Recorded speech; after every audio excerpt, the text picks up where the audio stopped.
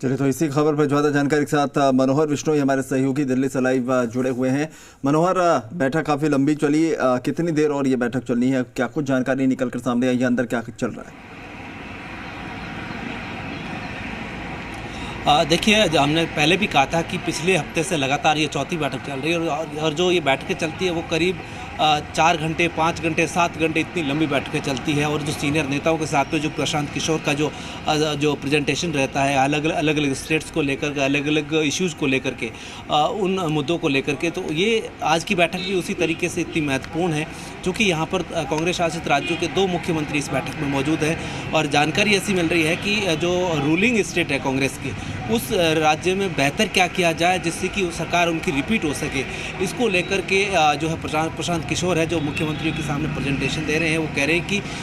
जो पहले से जो चली आ रही चीज़ें हैं उसको कैसे बदलना है। डिजिटल मेंबरशिप जो की गई थी उसकी काफ़ी तारीफ की गई है कि उससे अपने पास में एक डेटा आ गया पार्टी का, और पार्टी का एक जो बूथ लेवल का कैडर है वो पार्टी के सामने बिल्कुल साथ खड़ा नजर आएगा और एक कॉल पर या फिर एक मैसेज पर सारी जो पार्टी है लाइनअप हो जाएगी। तो कुल मिलाकर कहा गया कि एक पार्टी को सिस्टमेटिक तरीके से, अनुशासित तरीके से एक सूत्र पिरोने के लिए डिजिटल मेंबरशिप की गई है। इसका फ़ायदा पार्टी को कैसे मिले, तो इस बात को लेकर के पूरा जो है प्रेजेंटेशन प्रशांत किशोर मुख्यमंत्रियों के सामने रख रहे हैं। राजस्थान की जहाँ तक बात की जाए, मुख्यमंत्री अशोक गहलोत बैठक में मौजूद है और ये प्रशांत किशोर राजस्थान के जो उनके पास डेटा थे, उनके रिसर्च थे, उसके आधार पर जो उनको बताया जा रहा है कि किस तरीके से आगे जो 2023 में जो चुनाव होने उसमें पार्टी जो मैदान में जाए और किस तरीके से उससे पहले जो प्लानिंग है, तैयारियां हैं वो करे। तो कुल मिलाकर कहा जा सकता है कि छत्तीसगढ़ के मुख्यमंत्री बघेल भी यहाँ पर मौजूद है, उनके बारे में भी ये कहा जा रहा है कि वहाँ पर कांग्रेस शासन है तो वहाँ कैसे रिपीट किया जाए। तो ये मोटा मोटी अभी तक की जानकारी में आया है कि जो रिपीट कैसे किया जाए कांग्रेस के जो भी शासित राज्य है, चूँकि 5 राज्यों में जिस तरीके से कांग्रेस की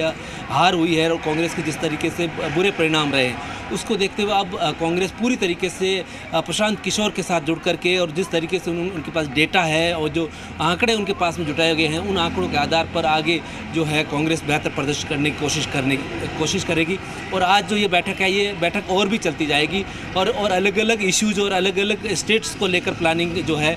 करके वो जो है प्रशांत किशोर इनको जो नेताओं को प्रेजेंटेशन दे रहे हैं और उसी तरीके से पार्टी आगे बढ़ने के लिए तैयार होगी। और प्रशांत किशोर की जहाँ तक पार्टी में जो शामिल होने की बात थी उसको लेकर सीनियर नेता एक मत अभी भी नहीं है, लेकिन अधिकांश लोग ये कह रहे हैं कि उनके पास जिस तरीके से रिसर्च है, उनके पास डेटा है, उनके पास टीम है, उसका फ़ायदा पार्टी को लेना चाहिए और उनके पास जो एक्सपीरियंस है कई राज्यों का, कई मुख्यमंत्रियों के साथ काम करने का, उसका फ़ायदा ज़रूर लेना चाहिए। लेकिन अभी भी उनकी ज्वाइनिंग को लेकर के अभी भी सस्पेंस है, लेकिन पार्टी उनके कामकाज से, उनके अनुभव का फ़ायदा ज़रूर लेना चाहेगी। तो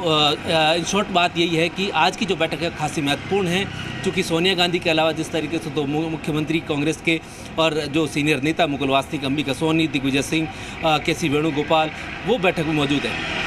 तो कुल मिलाकर ये बैठक कांग्रेस की दशा और दिशा तय करने वाली होने वाली है। कांग्रेस की दशा और दिशा तय करने वाली ये बैठक और लंबी चलेगी ये बैठक, जैसा मनोहर बता रहे हैं। हालांकि कई मसले हैं जिन पर कांग्रेस के भीतर चर्चाएं होंगी, खासतौर पर जो नाराज चल रहे हैं दिग्गज नेता उनको भी एकजुट करने, मनाने, ये भी एक कहीं ना कहीं चुनौती देखने वाली बातें होगी कि बैठक के बाद क्या कुछ निकल कर सामने आता है। बहुत बहुत शुक्रिया मनोहर तमाम जानकारी के लिए।